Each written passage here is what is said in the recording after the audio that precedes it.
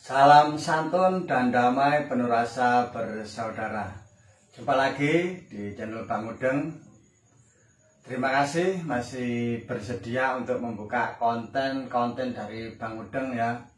Sudah lumayan lama kita tidak membuat konten ya karena kesibukan kami di dunia nyata. Oke, langsung saja pada kesempatan kali ini kita akan membahas tentang pernapasan chest ya.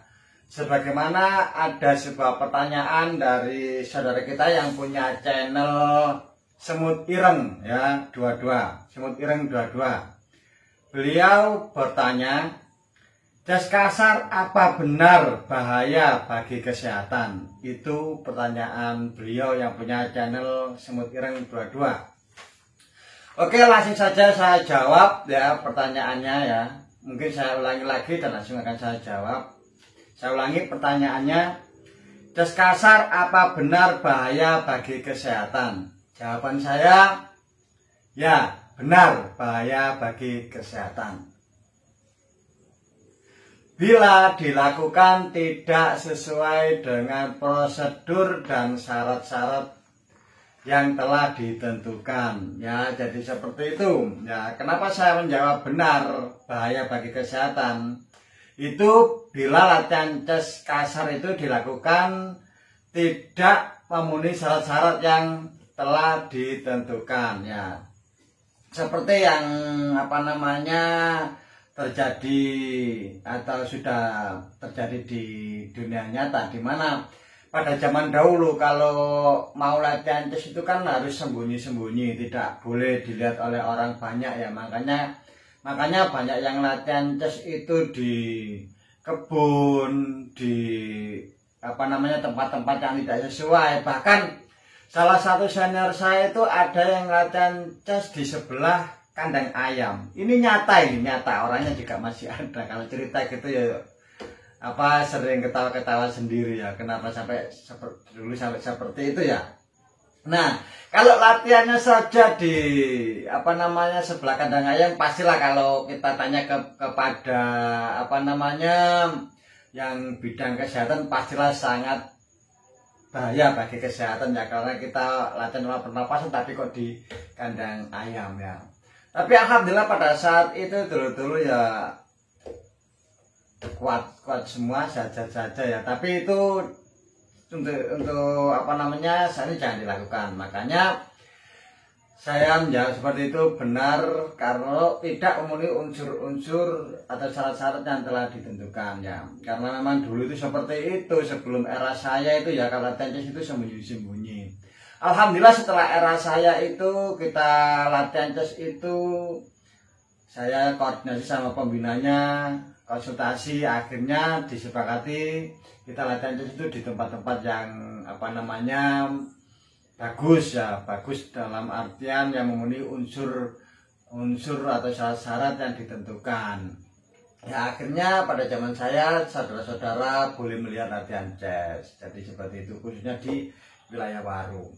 Oke, langsung saja di sini saya akan berbagi bagaimana sih cara latihan chest yang benar dan agar tidak bahaya bagi kesehatan, bahkan bisa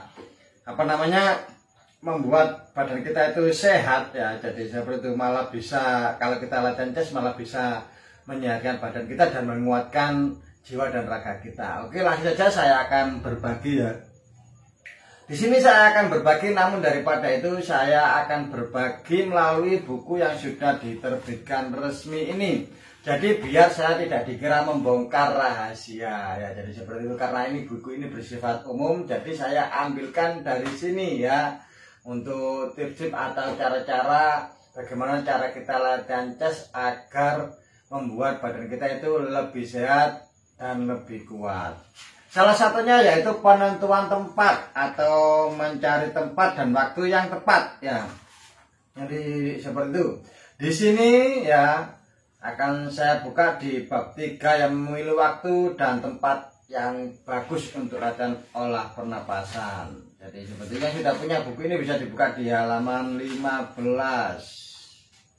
ya. Ini akan saya bacakan pelan-pelan saja ya. Untuk kalau kita mau latihan chest, pastikan kita mencari tempat yang tenang ya, tempat yang tenang. Dan untuk memilih waktu dan tempat, Anda dapat memilih waktu dan tempat untuk latihan pernapasan itu sesuai dengan keinginan Anda. Bisa pagi, siang, sore, atau malam. Jadi seperti itu. Kemudian disarankan ya dapat memilih tempat di mana saja, baik dalam alam terbuka maupun di dalam rumah. Kalau Anda memilih tempat di alam terbuka, sebaiknya yang jauh dari keramaian, orang lewat, pinggir jalan, atau jauh dari kebisingan ya. Pilihlah tempat yang udaranya bersih. Nah, ini yang paling signifikan di sini ya. Memilih tempat yang udaranya bersih ya. Jauh dari polusi, nah serta sepi. Jadi seperti itu. Jangan memilih waktu saat turun hujan atau saat terik matahari. Ya ini diingat-ingat. Anda dapat memilih di bawah pohon yang rindang ya. Kalau pagi hari, kalau malam ya jangan di bawah pohon. Di tepi sungai atau di dalam goa ya. Yang tidak ada binatang melata seperti ular, kalajengking, dan kelabang. Jadi kalau kita mau latihan itu pastikan area di sekitar kita itu aman dari binatang-binatang melata ya, seperti ular, kalajengking. Pokoknya binatang-binatang yang berbahaya lah, jadi seperti itu. Jadi jangan sampai nanti kita latihan chest tiba-tiba kena gigit ular lah. Makanya itu akhirnya apa? Latihan chest kasar bahaya bagi kesehatan, karena pas latihan kena gigit ular akhirnya kan sakit. Jadi seperti itu ya.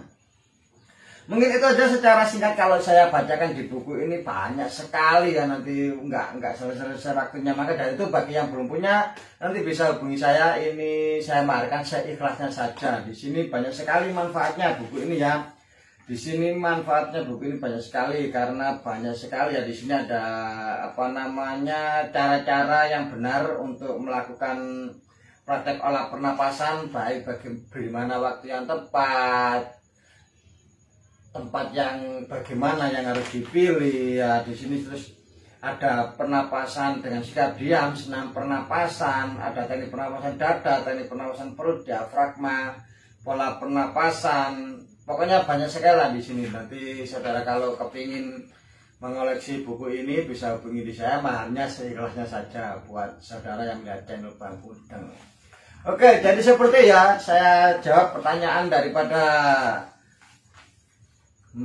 saudara kita yang punya channel Semut Ireng 22. Jadi chest kasar apa benar bahaya bagi kesehatan? Benar bila dilakukan dengan tidak memenuhi syarat-syaratnya.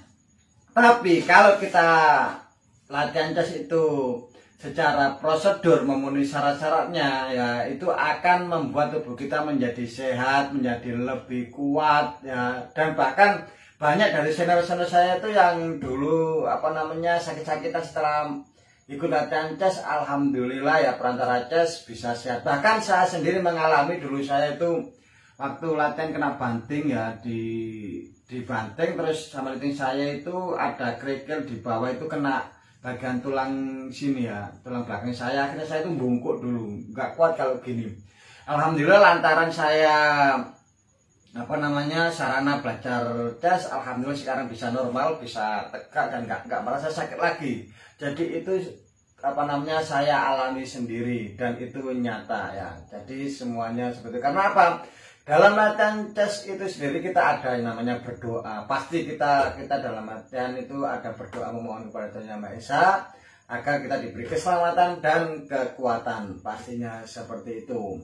Nah, kenapa di luar sana banyak yang bilang kalau latihan chest itu berbahaya? Berbahaya bagi yang tidak memenuhi unsur-unsurnya. Contohnya, kalau yang latihan itu memaksakan diri, kadang-kadang beliau hanya melihat sekilas, belum latihan sampai selesai, akhirnya latihan sendiri, nanti bisa akhirnya dipaksakan nggak mengikuti aturan-aturannya ya. Jadi akhirnya ya itu, akhirnya terus cerita ke yang lain, kalau kita latihan terus nanti bahaya buat kesehatan. Kenapa? Karena tidak memenuhi unsur-unsurnya, karena tidak tahu, hanya sekilas latihan saya dewe, nggak ada pembimbingnya, akhirnya latihan sendiri. Jadi seperti itu ya. Tapi kalau kita latihan itu ada pembimbingnya, terus memenuhi prosedurnya tidak dilanggar, itu pasti bagus untuk kesehatan. Ya.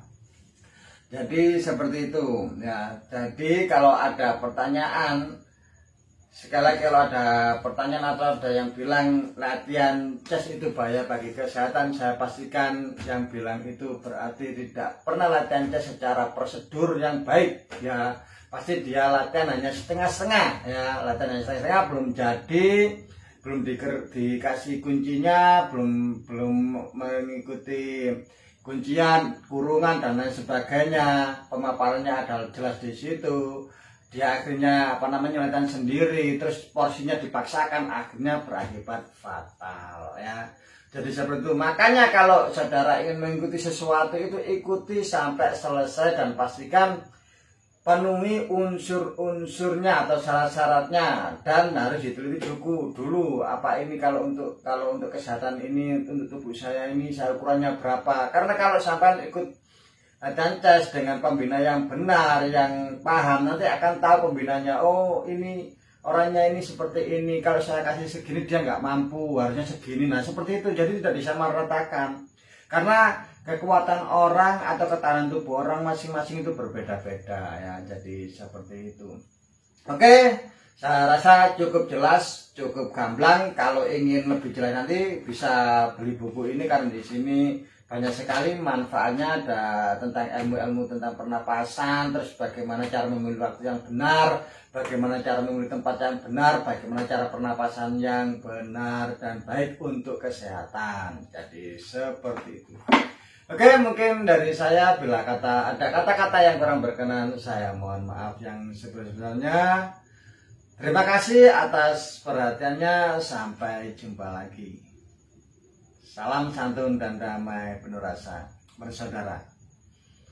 Bersatulah saudaraku, bersatulah.